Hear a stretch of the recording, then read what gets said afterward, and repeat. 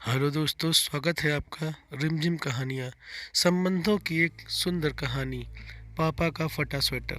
शर्मा जी सुबह सुबह अपने दफ्तर के लिए निकलने वाले थे, तभी अचानक क्षितिज ने एक पैकेट उनके सामने कर दिया। पापा, वापस करना है जैकेट। क्यों? फिट नहीं हो रहा है, ज़्यादा टाइट है, क्षितिज ने बता दिया। लंच बॉक्स देते हुए माँ तमतमाई। अरे शर्मा जी, आप भी ना, बेटा बड़ा हो गया है और पहले से ज़्यादा तगड़ा भी। अब थोड़ा बड़ा साइज का जैकेट ही पहनेगा ना। कभी कुछ ख्याल तो रहता नहीं आपको? फिर से आप इसके लिए पुराना साइज ले आए होंगे। इतना महंगा वाला जैकेट लाने से पहले एक बार उससे पूछ भी लिया होता। लेकिन अपनी पत्नी की बातों को बेहद गौर से सुनने के बाद श्री शर्मा जी की आंखों में अपने लाडले के लिए अविश्वास दिखा। क्षितिज ने बात ही ऐसी की थी क्योंकि शर्मा जी ये भली भांति जानते थे कि उनका और उनके बेटे का साइज एक ही है। बेटा, इस बार इंटरव्यू में वही पुराना जैकेट। बोलते बोलते रुक गए शर्मा जी, शायद उनका गला भर आया था। छोड़िए ना पापा, इंटरव्यू ही तो देना है, कोई फैशन शो में थोड़े ना जाना है मुझे। आखिर क्या फ़र्क पड़ता है? जीवन की राह नई है और मंजिल नई है, जैकेट पुराना ही सही।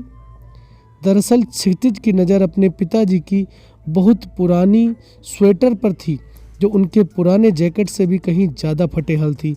उसके पिता प्रतिदिन दफ्तर से घर देर रात तक पहुंचते थे और सर्दियां शुरू हो चुकी थी। अब शर्मा जी ने अपनी लाचारी बतानी शुरू की। लेकिन बेटे, पैसे तो वापस नहीं मिलेंगे। ऐसा करते हैं, शाम को हम दोनों एक साथ चलेंगे, इन्हें बदल कर तुम्हारे लिए दूसरी ले आएंगे। नहीं पापा, मेरे पास बिल्कुल भी इस काम के लिए वक्त नहीं है। मुझे अपने अगले इंटरव्यू की तैयारी पर फोकस करना है। इस बार मुझे माफ़ कर दीजिए प्लीज़। और वो इतना बोलकर अपने कमरे की ओर बढ़ गया। अब शर्मा जी की पत्नी ने उनसे कहा, ए जी, अगर ये जैकेट आपको फिट आएगा तो इससे अपने लिए भी रख सकते हैं, क्योंकि इसका कलर और डिज़ाइन मुझे बहुत ही ज़्यादा पसंद आ रहा है। पत्नी की जिद पर बेचारगी में शर्मा जी ने जब उस जैकेट को नापना शुरू किया तो उन्हें बिल्कुल फिट आ गया। हालांकि उन्होंने जैकेट अपने साइज का ही लिया था, क्योंकि दोनों बाप बेटे का माप एक ही था। मजबूरी में कोई चारा न देख शर्मा जी नया जैकेट पहनकर अपने मन में कुछ सोचते हुए दफ्तर के लिए निकल गए। उनके जाने के बाद माँ ने क्षितिज को आवाज़ देकर अपने पास बुलाया और फिर उसके माथे को चूमते हुए अपनी डबडबाई आंखों को छुपाकर उससे कहा, देखते देखते अब काफ़ी बड़ा हो गया है तू मुन्ना।